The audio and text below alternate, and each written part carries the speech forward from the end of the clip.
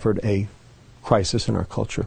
And I believe it comes down to a mistake that we've made between the interpretation of two of our most important and positive emotions, pleasure and happiness.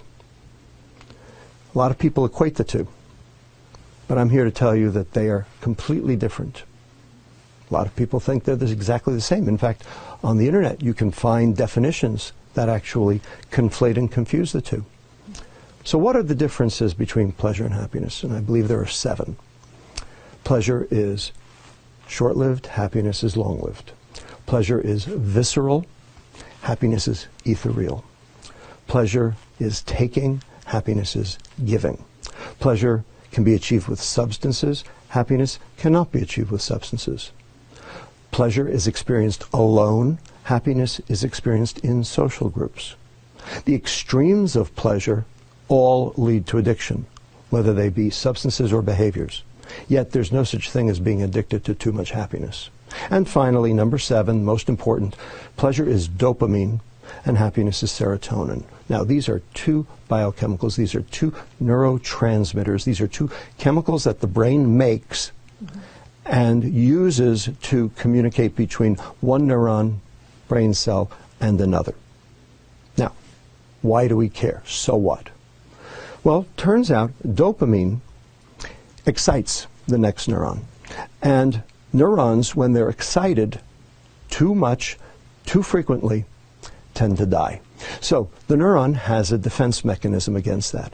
What it does is it reduces the number of receptors that are available to be stimulated in an attempt to try to mitigate the damage. When you say to be stimulated, you mean to be excited? To be excited, that's right.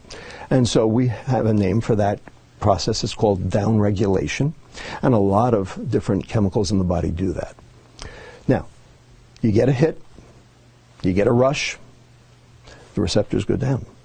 Next time, you need a bigger hit to get the same rush because there are fewer receptors to occupy. And you need a bigger hit, and a bigger hit, and a bigger hit, until finally taking a huge hit to get nothing. That's called tolerance.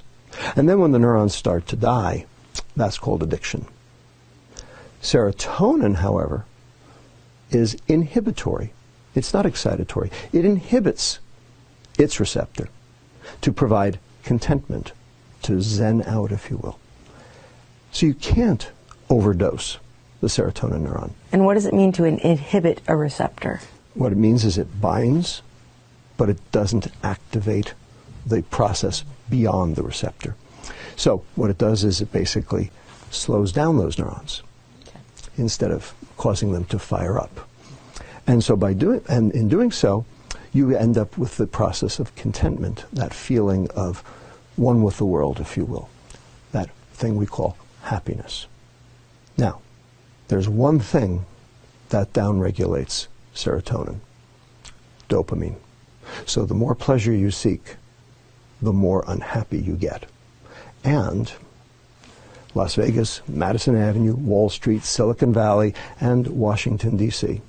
have very specifically and in a coordinated fashion confused and conflated the term happiness with the term pleasure, so that you can buy happiness, so that they can sell you their junk. It's called the American economy, and it's based on hedonic substances that drive pleasure rather than happiness. And in the process, we have become most decidedly unhappy. And the problem is, you can't fix a problem unless you identify what the problem is.